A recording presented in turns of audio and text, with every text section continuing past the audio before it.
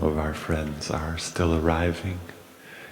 So for those of us who are in the hall, we can also practice arriving and sitting solidly and come back to our breathing and to our bodies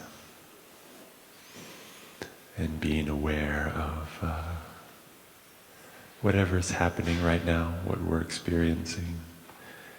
Could be in our body or in our mind, in our feelings, in our consciousness, so we can just take a look at that with our breathing, using our breathing as a kind of anchor to hold us in the present moment, and allowing us to embrace our experience of mindfulness with mindfulness, knowing that we're all together, we're here together, and feeling the support of the collective energy of mindfulness and breathing together.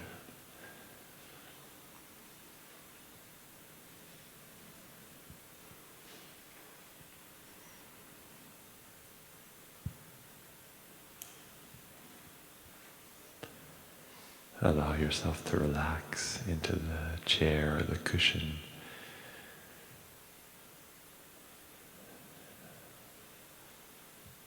Shoulders can relax. And feel your spine becoming upright, stable.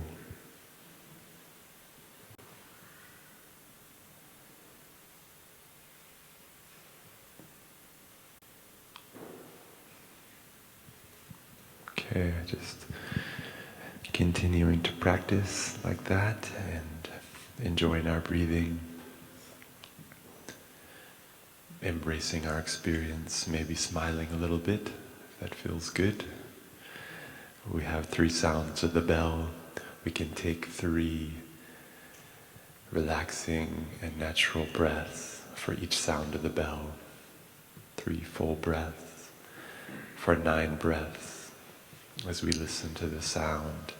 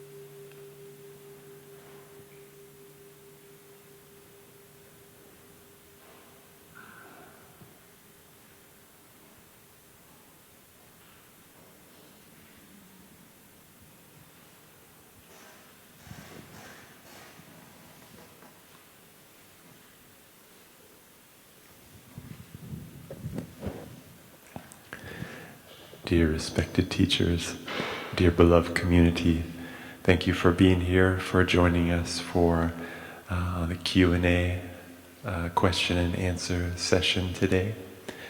I see a lot of the faces from our Creative Arts retreat, people in our Creative Arts retreat that started last Wednesday. Who is on retreat with us for the Creative Arts retreat?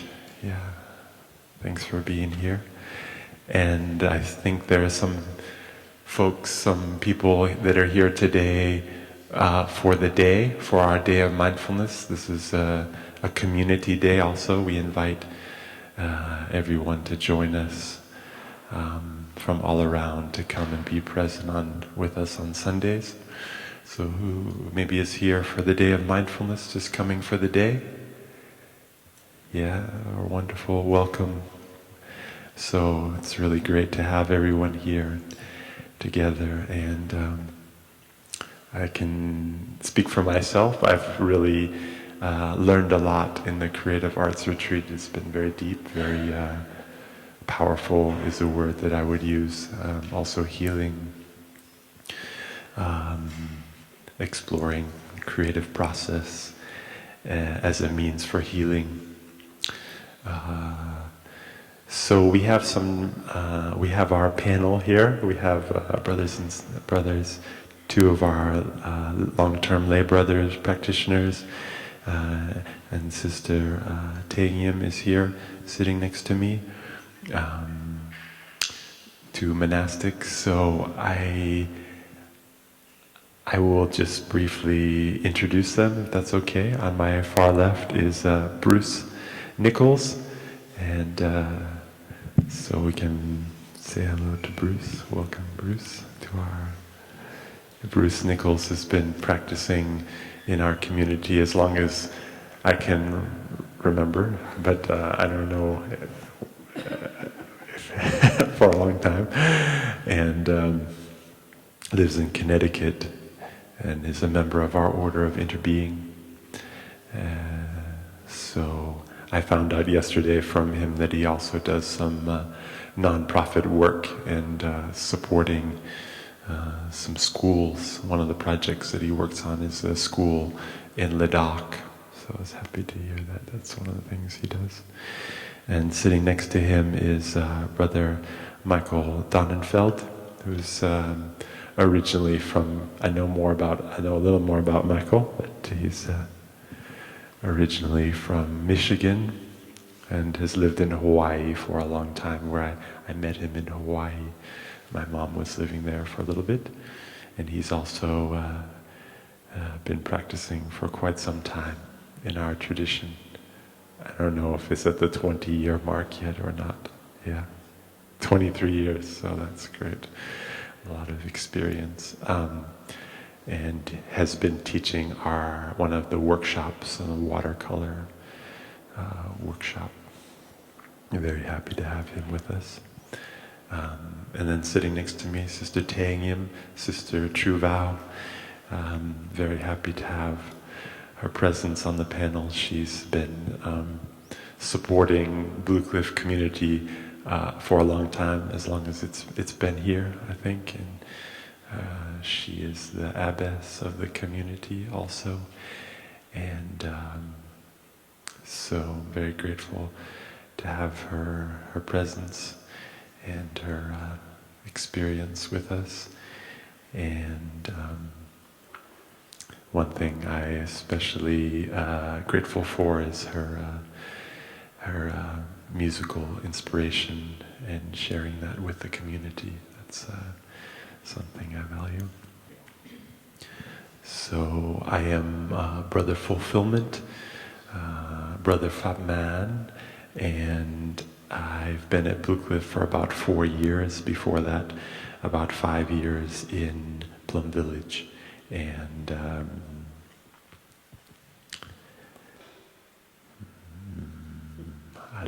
I'm from California originally. I like surfing. Okay. Although I didn't get to learn how, I grew up far from the ocean in California, and so I learned to surf when I was older, about 28. So, okay, that's a little introduction, so you have some feel for who we are. We have some time for some questions.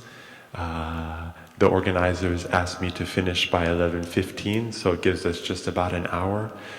I'm thinking we'll just start with 4 questions, if that's okay, and we'll see how that goes. We like to take all the questions at the beginning because sometimes one question leads to another, and we like to give you a flow of questioning. We'll ask someone to write up your question on the board, and Sister Ocean will write the questions. So it takes some courage to ask a question,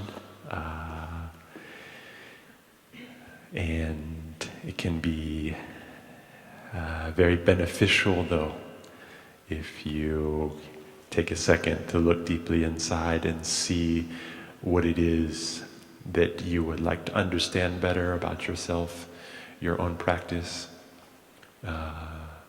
your relationship to others. If there are any obstacles or things that you find you are looking into and you would like to hear the experience of someone else about that. That's a kind of question we love to look at. We don't necessarily answer, but we share our experience. And that's, we hope, beneficial for everyone. So,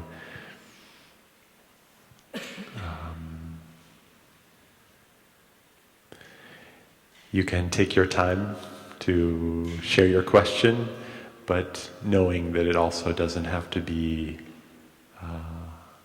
a long question to be a good question, although it's helpful for us to have some clarity about some of the details so we can really touch your experience. And I think we'll also do our best to be concise in our sharings and clear as we can be, to speak from our own heart and experience about what your question touches in us. So we'll each have a chance to share. Is there anything else we'd like to add? Yes, thank you. If you have a question that you would like to ask on behalf of someone else you know, is someone who is in your Sangha or someone you know you're close to, that you would like to understand their perspective more, or you would like to be able to share directly back with them what you learned here, that's also a great source of questions. Sometimes we take written questions, but we're gonna, I think this time, ask you to be brave.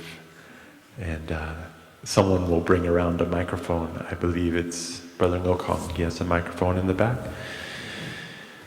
So perhaps we can just, I'd like to invite us to just sit and maybe listen to one sound of the bell and let everything settle down and see what is our question of the moment. And then if we feel called to you can raise your hand and we'll bring you the microphone.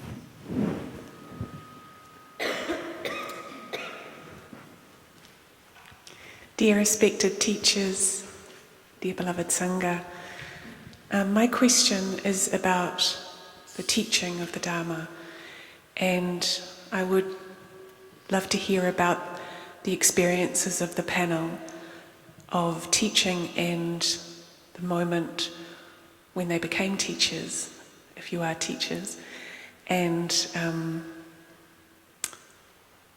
what that moment was like.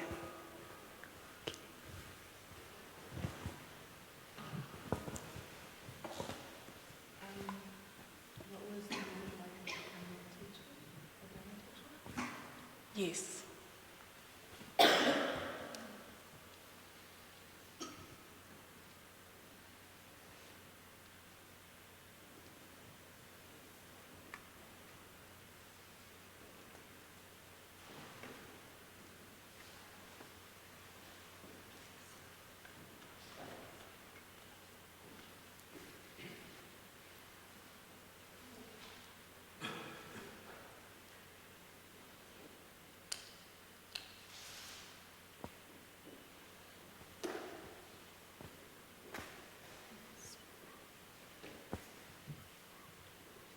Dear teachers, dear Sangha, I would just like your thoughts of something that's been coming up for me during this retreat. For me, walking meditation is when I can get to my deepest and most connected with myself. So it's also the time when roots of the seeds of suffering come up, or roots of anything actually, and this being the Creative Arts Retreat, creative ideas coming up. And I was wrestling a little bit this week with how much to stay with that, and when I stay with that, noticing that I would lose the forest. I just wasn't quite sure when to let go of those, to come back to the breath, and when or how to stay with them to look more deeply.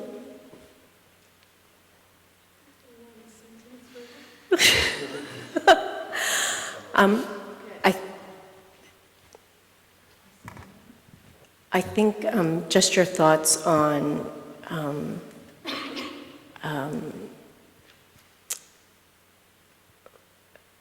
when you're walking or sitting and something comes up, to stay with it versus just letting it go and going back to the breath.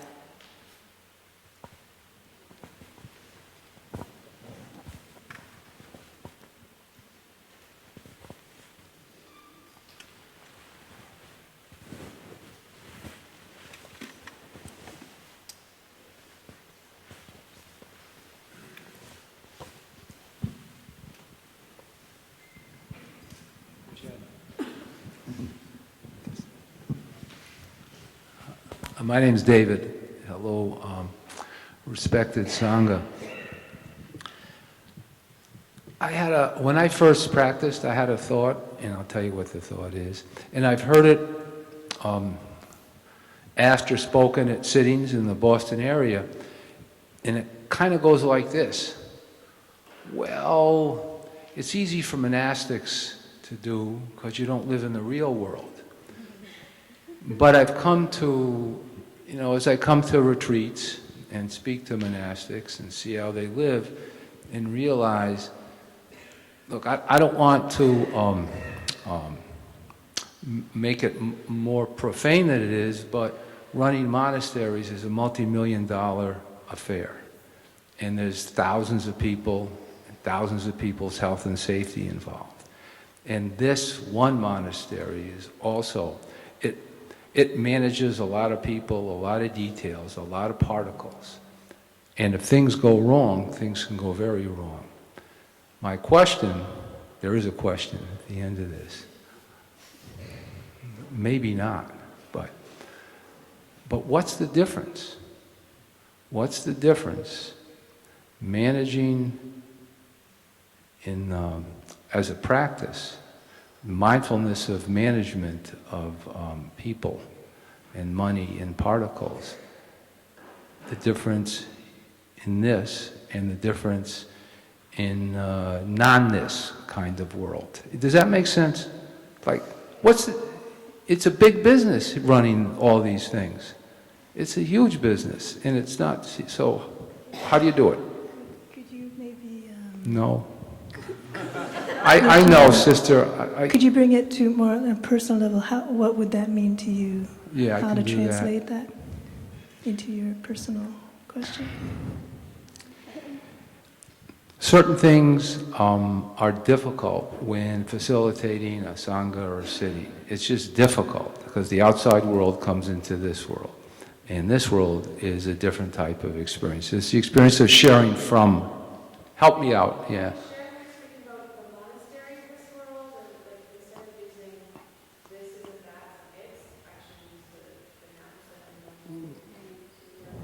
No names. There's no traffic here. I mean, really, there's just not a lot of the particles, there's not a lot of busy work, there's not a lot of police action around here. There's just not a lot of that. And there's a different type of setting than those of us who live in cities have to deal with. Traffic, getting to one place, and it can get hectic. But it's really the mindfulness of management. That's really what I'm asking. What is that all about? The mindfulness of management. So it sounds like how to take care of everyday worldly affairs and remain mindful, or how to balance. Yeah, I'll learn to shorten it up. Thanks, brother. Is that okay? It takes a while, but yes, very much like that. Yes.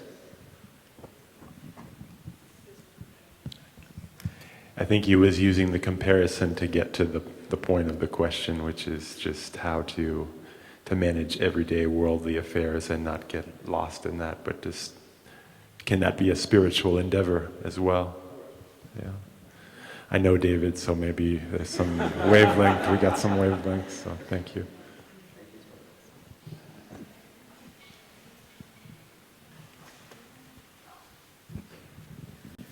Hello, Sangha. My name is John. I'm here for the 5-day retreat, and was just curious to know, from a personal standpoint, sort of what led each of you to decide that you were ready to make a change in your life and join the monastery and lead the life of a monastic.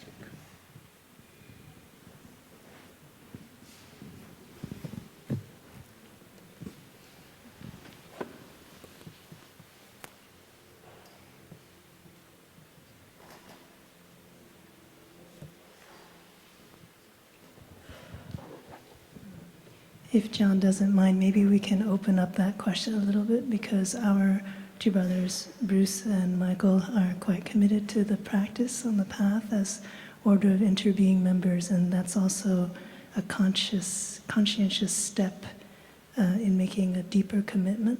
So perhaps we can open up that fourth question to all four of us. Yes, Thank you.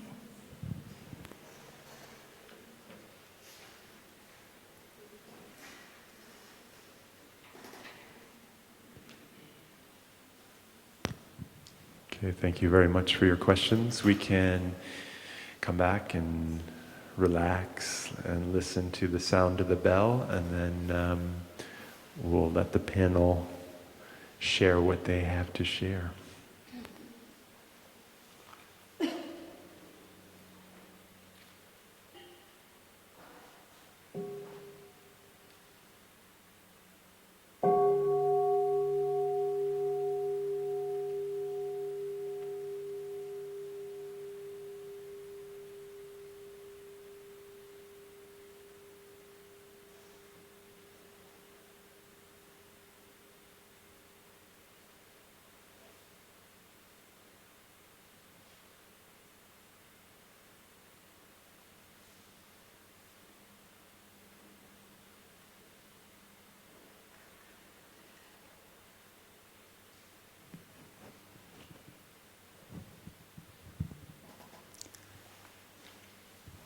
So, dear Ty, dear friends, dear respected community, I think I'm going to take a run at question 2, or maybe I'll take a walk at question 2, since it's about walking meditation.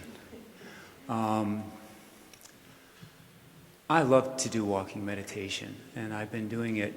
My name is Bruce again. I'm from Connecticut and practice with a couple of sanghas in Fairfield County, and I want to invite anybody who's from Fairfield County, who's not connected with a sangha, to see me after our questions and answers, and maybe I can connect you with a sangha. But so I really enjoy the practice of walking meditation. I've been doing it for quite a long time now. Our Sangha in Connecticut, in Shelton, meets on Thursdays, and we meet at 7 o'clock. But at 6 o'clock, for about 9 years now, every Thursday, with missing only a few in 9 years, there's an hour of walking meditation. And sometimes I'm alone, sometimes I have one person with me, sometimes I have 3 or 4 people with me for this walking. And it's a beautiful time to be out in nature. We have a lovely place to walk, beautiful trees and streams and open fields. And I notice, even with a lot of time doing walking meditation, that often there are lots of thoughts with me, lots of things coming up.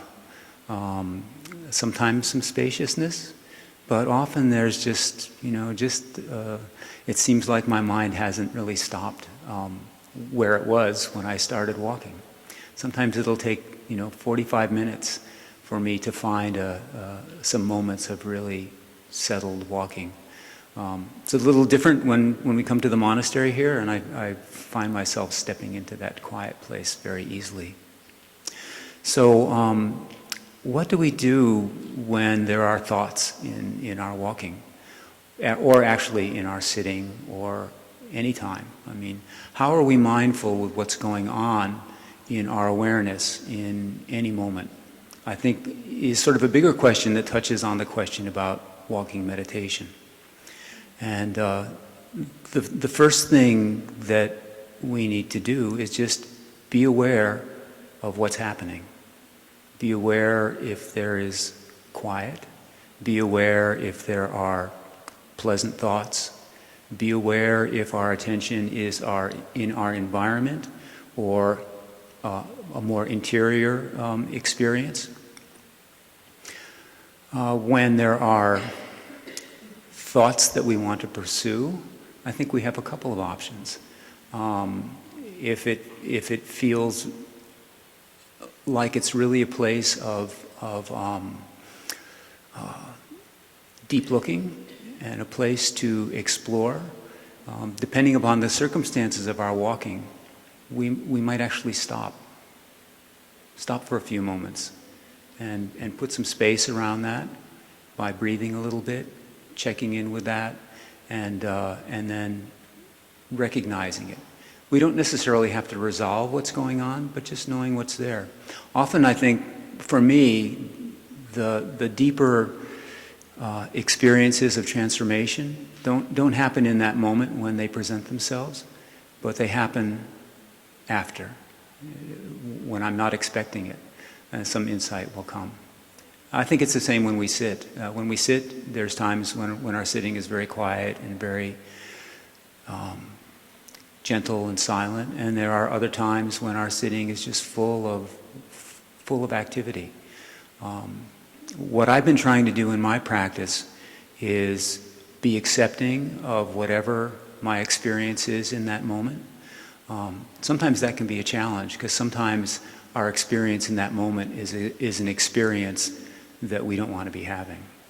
And I have a very long habit energy of running when I find myself in a place that makes me a little uncomfortable. I make myself busy, I get a new project, I go somewhere else, I take a long trip. There's lots of ways, lots of habits that we have to take us away from some of those things. And what our practice teaches us to do over time is to stay and be present for whatever's there. Create some space in our hearts and in our environment.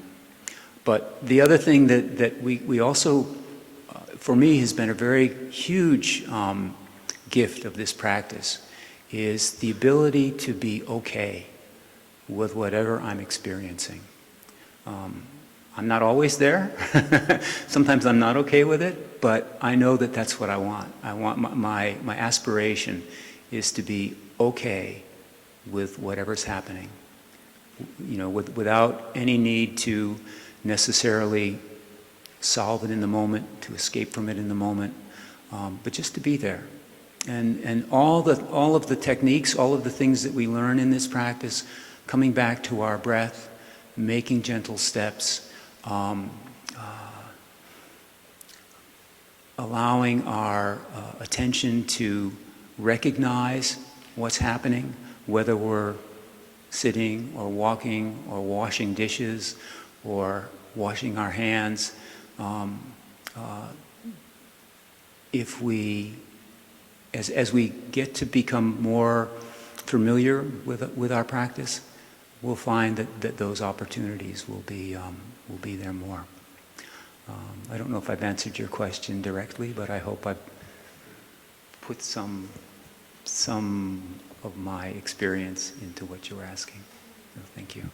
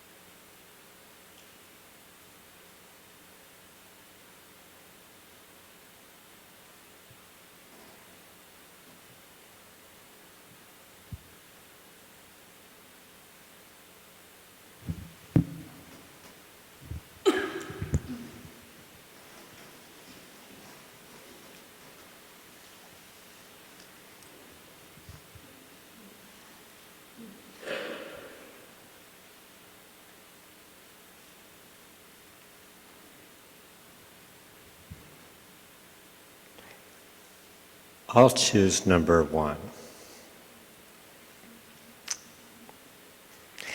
What was it like when I became involved in the Dharma?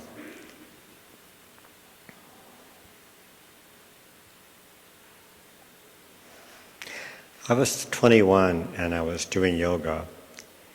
And at that time I was practicing yoga merely for physical health. And then something happened.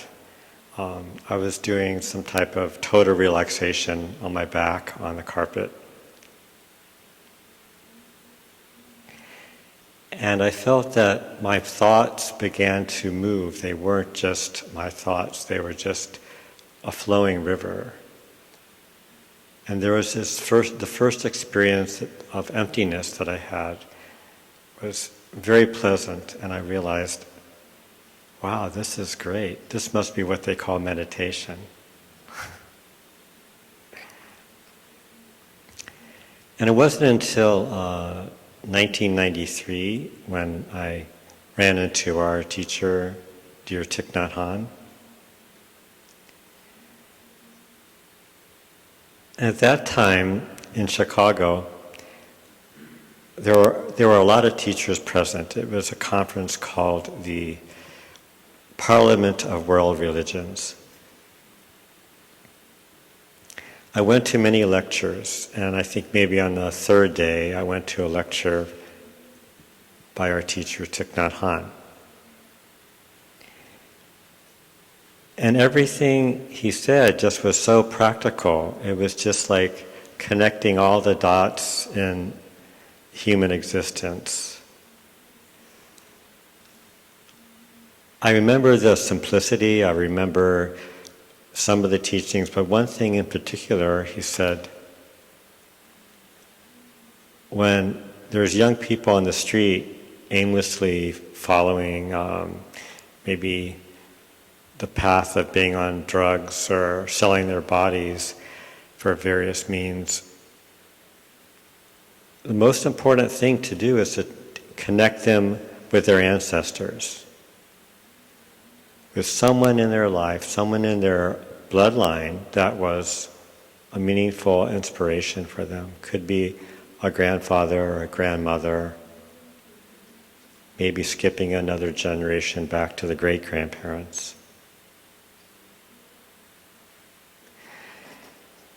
At that time, I remembered my grandfather, who was a very devout, spiritual Orthodox Jew, and seeing him in the window of his apartment in New York City, facing east every day, with his full prayer garb on, wrapped around his arms and his forehead and his yarmulke, I realized that I had a bloodline.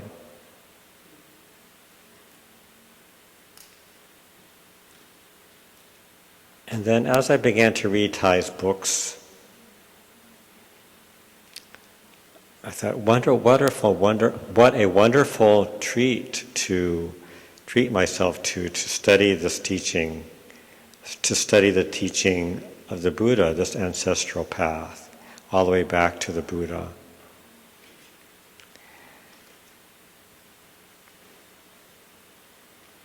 I think it was maybe 3 years later I began to invite friends over for meditation in my home in Michigan. And we did sitting and walking meditation, Dharma sharing, and then we followed with a tea, just relaxed social time together.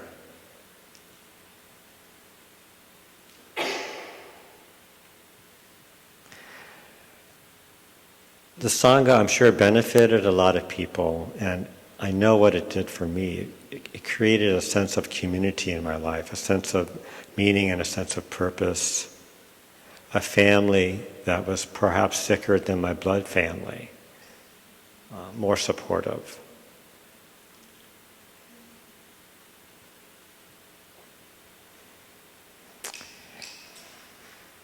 So I really enjoy Sangha building. It brings me great joy, and I've continued in Hawaii for the past 20 years, Sangha building.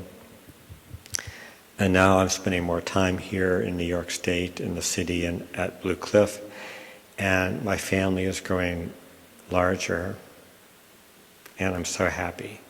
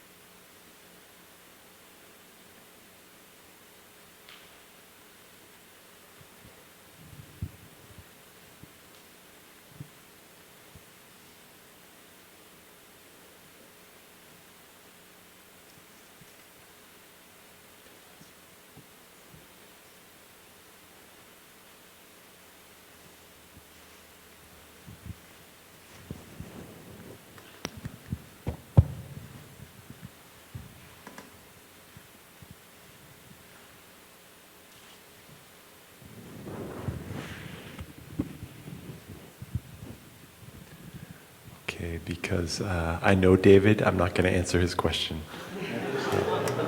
He can, I can give him my idea on that another time, anytime. So that means I would like to do number 4. What led you to lead a monastic life? For me, was for our lay friends to join the Order of Interbeing. And I'm also a member of the Order of Interbeing, which I received those. So when I ordained was in France, in Plum Village in 2007, and I received 10 novice precepts. The first 5 of those precepts are very close to the 5 mindfulness trainings. And the last 5 trainings have to do with living a simple life, not being caught up in worldly things and outer show of beauty, cultivating inner beauty, and being with the Sangha, especially eating with the Sangha. So that's what I remember. 3 years after that, I received the full ordination of the Bhikshu precepts, which has been handed down in various forms from one generation of monastics to another from the time of the Buddha. So it has a very long history, and it's undergone some change through historical processes by the nature of history and flow from one Buddhist tradition to another. We trace our roots back also through, so for me, through our teacher, the Venerable Thich Nhat Hanh, and Vietnam, and how Buddhism came over to Vietnam. And so that's a very rich history. I wanted to touch that before answering the question, because I was very moved by this point which stood out for me, which is that we all need roots. Without roots, we are very unstable. So that was, I really value that. And so it's nice, I can touch my roots going way back in the monastic tradition. And is Tina here? Tina, she's not here, I don't see her. Tina is a woman who comes in the mornings to offer some care for my mom. She's living here in the community, but hasn't been well, so she's getting older, so she needs a little bit of support in the morning. But actually, Tina asked me a very good question. It's related to that one. She said, so what is a monk? And what do you guys do? What do you do? What is that? So I thought, wow, that's a great question. And I want to answer that first because I think that's what led me to the monastic life. And what came to me, because I couldn't answer it right away, and I think that's a good thing. I had to walk around and breathe and kind of see like, okay, what is that? And I think that's one of the powers and the beauties of meditation and our practice, is to let things go down deep into our consciousness, even to the level of our body, and work there for some time, and then allow things to come up out of that space. Sometimes we call it the store consciousness. Part of me, because I also have a Christian background and Christian roots, wants to call that the God consciousness, or the ultimate, which we must be deeply connected to. Yeah, when we look deeply and we see we're a part of everything, and everything is a part of us, that is, I think, part of what I want to do, establish and re-establish that connection, and learn about that over and over. So, because it's so, well, it feels really good, but it's also really healing. It's profound. It is. Yeah, I think that is essential. In our tradition, we call that connection, getting that connection or experiencing that, the insight of interbeing. Like we feel this deep sense of non-separation, of connection, of being one. In the Christian tradition, also in this tradition, we use the image of a body, like to say that because we have our own body, so it's a great metaphor. And then extending through our practice the awareness of our body to include a larger body. I think St. Paul is using this to describe the Christian church. It's a body with many members, each having its different function.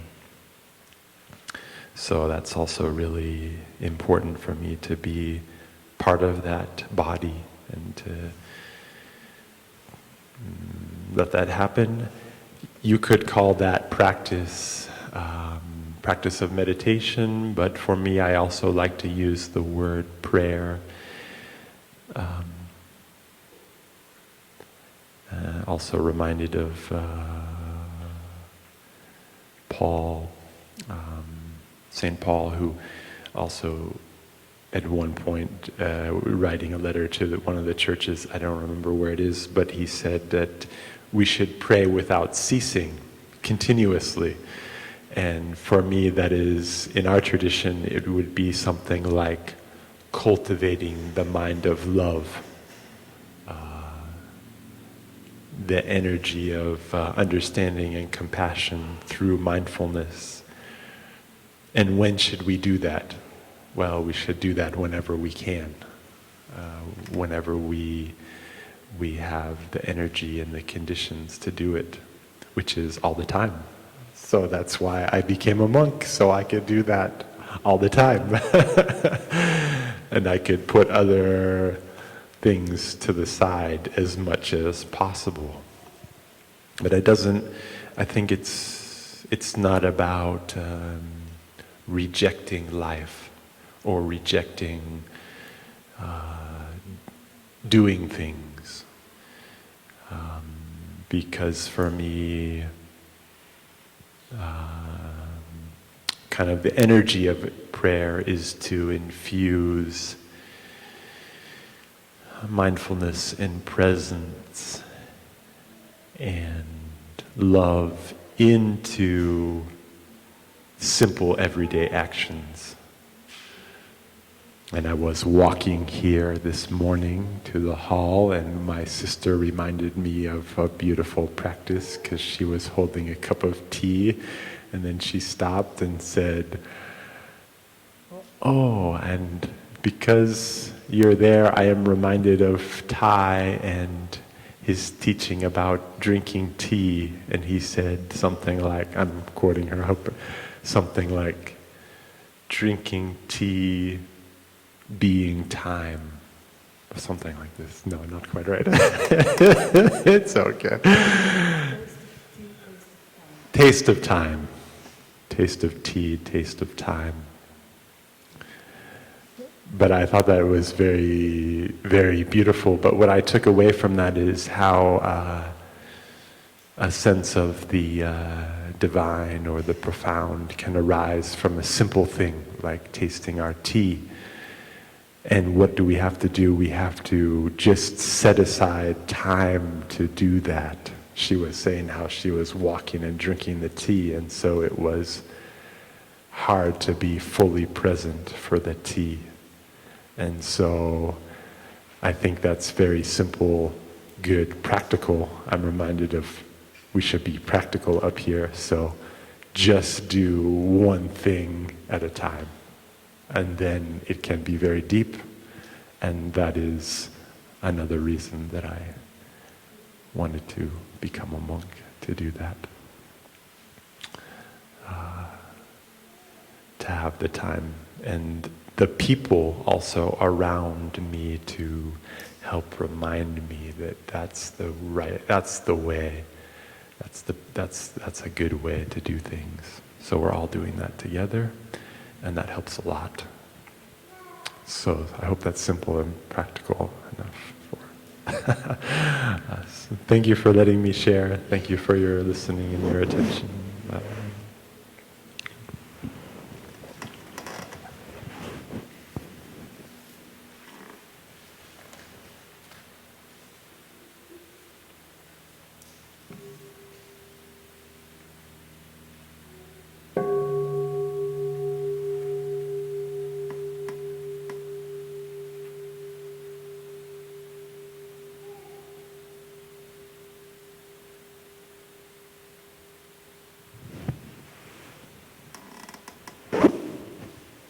Dear, dear respected Tay, dear brothers and sisters, dear community, thank you, David, for the question. For David, we're going to splice your question up again. I wanted just to address David's question number 3, how to manage everyday worldly affairs and not get lost. I think there were different aspects to that, so I'm going to take the liberty of rephrasing that question, because I think it relates to how we naturally have tendencies to like things and not like other things, to naturally label things as mundane and other things as interesting. So when we take it a step further and we start to objectify it, then it becomes what we like and what we don't like becomes the stuff we have to manage, the work, versus the fun, exciting, interesting things, the peaceful, restorative, retreat-like things, the things basically maybe in our mind that belong in the monastery, and then New York City. Right? So I want to first make that point that it's much more of a subjective experience than we might think. That when we start to label things as mundane or in not just managerial things, but just feelings of boredom in your life. How many of us here from time to time touch boredom? And it's things that we do, every day, right? So this habit to call that thing boring, that activity boring, or even that person boring. Right? And it's a reminder that when we start to use that language in our mind, it's a bell to remember that it's more subjective than we may think. So don't follow that label, but look to see what it's reflecting inside of ourselves. To me, what gets mechanical and routine are the activities that my heart and my mind aren't involved in, and that anything can become mundane. If my mind is very interesting that day and the thoughts that are coming up and the feelings are coming up, then that sitting meditation is not mundane, but it's quite interesting. But if physically I'm unwell or I'm tired, so that means my body is not really present for itself, for the mind, and mentally I'm not in touch with the spirit of what I'm doing, then it becomes a task, a chore, very boring, almost tedious. So in college, I remember the president of our college once said, I'm paraphrasing her, but our task is to make our mind interesting, meaning we ourselves are the ones to wake up that light of inspiration in whatever we engage in. And that's why when we have things like pot washing, when we have things like toilet cleaning, when we have things like doing the daily chores of the community, we're always supporting this awareness that this is yet another avenue of awakening, so that we don't get into the mindset of getting it done in order to get to the more interesting things. And that's very helpful because it reclaims a whole swath of time and space that we've normally thrown into the trash can as wasted time. And you may relate to this at home, like your downtime. Your free time when you get back from school or work is your time, and that's the stuff that you have control over and have full interest in. Whereas the stuff that other people have told you what to do with, your study time, your work time, is the stuff that you have to do, and therefore your heart isn't engaged so much. So what makes it different in the monastery is, first of all, or wherever we're at as practitioners. So first of all, we have a kind of structure of mindfulness practice to engage with the routine, mechanical, boring stuff and start to recognize that we're having certain attitudes of likes and dislikes about finance, about putting out the trash, about weekly Dharma sharing or facilitation at Sangha. And through this practice of coming back to just recognize, we call it mere recognition, just recognizing that feeling of aversion, that feeling of hesitancy, we begin to recognize that we have this subjective relationship with that thing or that person, because this is me relating to this in one way, but Michael may be very enthusiastic about the very same thing. So it begins to give us space to see these alternative ways of relating to the world and ask, why? Why is it so torturous for me, and yet for someone else it really makes their heart wide open? Right? And then we step further in our practice, through the practice of mindfulness. Not only do we recognize our habits of likes and dislikes, preferences and aversions, but we, in the process of being attentive, we train our body and our mind to become more aware, alive, present, meaning participating in whatever activity it is, even if it's something that we've labeled as so boring, right? Can you give me an example of what you would find as managerial?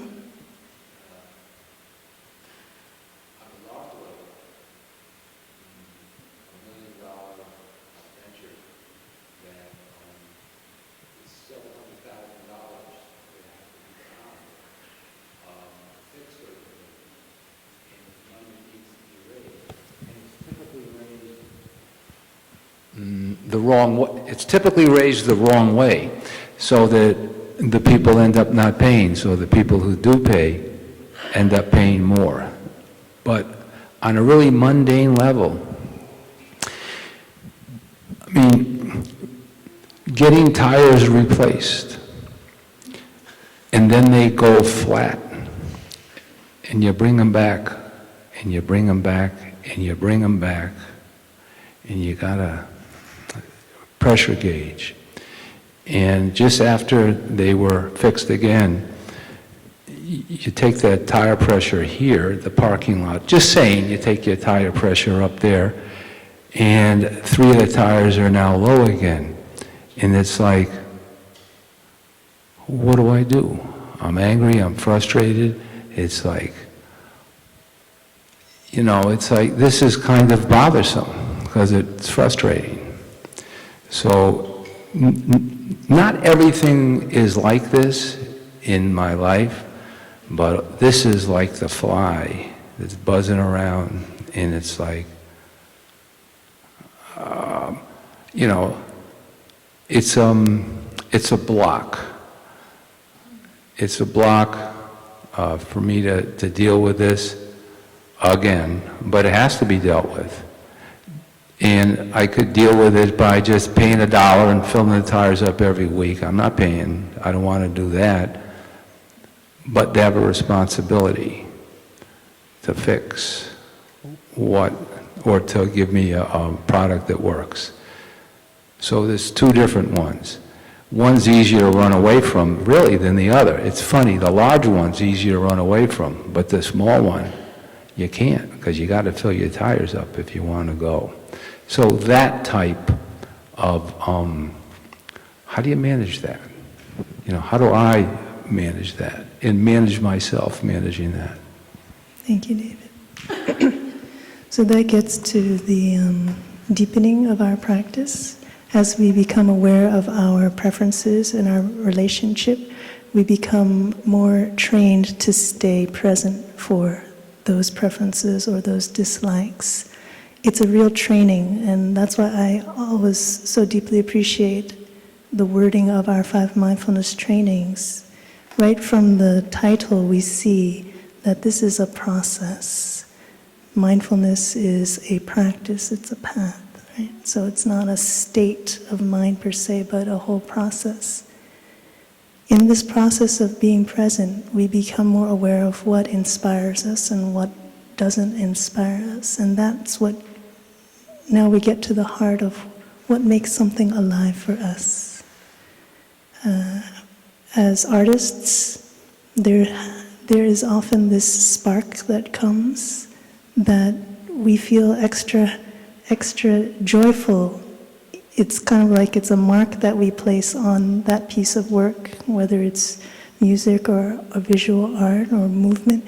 It's something that we've left a piece of us. And for me, that's that inspiration, that being in tune with what I'm doing and adding a little bit more to it. And when we have a connection with what inspires us, then whatever we do naturally becomes more alive. So even the mundane things, we do it not because we have to do it, but we're aware that we fix the tires, we do the maintenance, we clean up around the monastery because of a deeper inspiration. We know that when we beautify our surroundings, it inspires, for example, those who come here to have a clean meditation hall, is so that when people come in, they can more easily drop the tangles of their mind and settle into a clean, spacious place. We know that we fix the tires not, of course we have to, but because we're in touch with a care, concern, compassion for our family members, those who use the car. We're in touch with the very simple energies that nourish us: compassion, loving kindness, joy. In the monastery, it is easier in that way because we are reminded every day, regularly, to come back to the spirit of why we do things. So that means when we're not in a retreat, when we're not in a monastery, then we need to find ways to remind ourselves of the spirit with which we do things. If we're not aware of what we're doing, that's the first level of our practice. Become aware by stopping, slowing down, coming back to the breath. And if we're not aware of our inspiration or what moves us to do things, we found that we've been kind of living in a rote way, or even we may feel that we've been forced into this way of doing things for many reasons. This is our path of mindfulness. It means then we have a chance to explore what alternative ways we can now engage in our life to make it more meaningful. Our brothers and sisters do a lot of things that are, it's very much like out there in the world. I think, to maintain a freshness and a joy in doing it means to be aware of the reasons why we do it. What moves us to continue to maintain, to manage, so that it's something that we use as an exploration in our life. Like we use our daily activities to see more clearly where we're stuck in our mind. And as monastics, for example, there are many things that I do in my daily life, the responsibilities that I hold in my daily life, that I feel I don't do it in a very mindful way.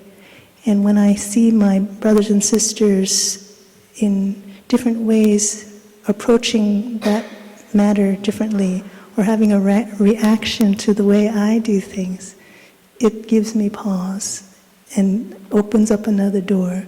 Is there a more spiritual way that I can engage in this endeavor?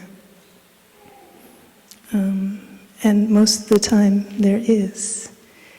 And lastly, what makes it a little bit different here than out there is that we have a community to rely on. So we're not so pressured to look at the end result. Because we can rely on one another when I feel I don't have the capacity mentally, emotionally, or physically, and I have to drop the ball. I can do that with a deep faith that the community, the Sangha, will pick it up, maybe in a very different way than the way I would have done it.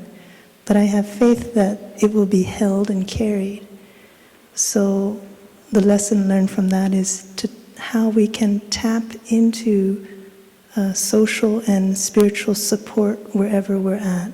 Where is our Sangha to help us give space to what we do so we don't always feel the physical, material, manual need to get things done? So we can have a balance between what we call mundane and what we call spiritual. Thank you.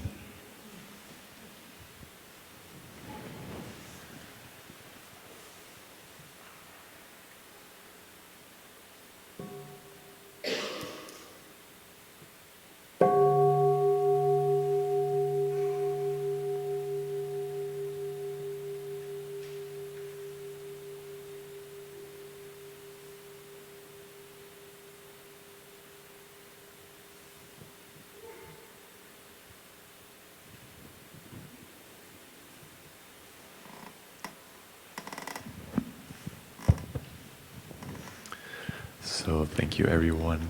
Thank you for your questions, and especially even those of you who didn't vocalize your question. That's part of it, as we know. And to our panel, our brothers and our sister, sharing, we hope you get some more food for your practice, some nourishment, something to contemplate. And we have wrapped it up on time. So that's great. Yeah. I'm sure the organizers are very happy about that. And the good news, so we have some good news. My roommate's always saying, you love this expression, the good news. And the good news is we still have time. We have a lot of time to practice and touch life deeply, even right now, and listening to the announcements, which may be boring, but you can listen very deeply, you get some insight. But there's lunch and there's a lot of joyful things. There's sunshine and there's nature and the blue sky. So there's a lot, we have a lot of opportunity today. So let us listen to the 3 sounds of the bell to close, and touching our mind of gratitude.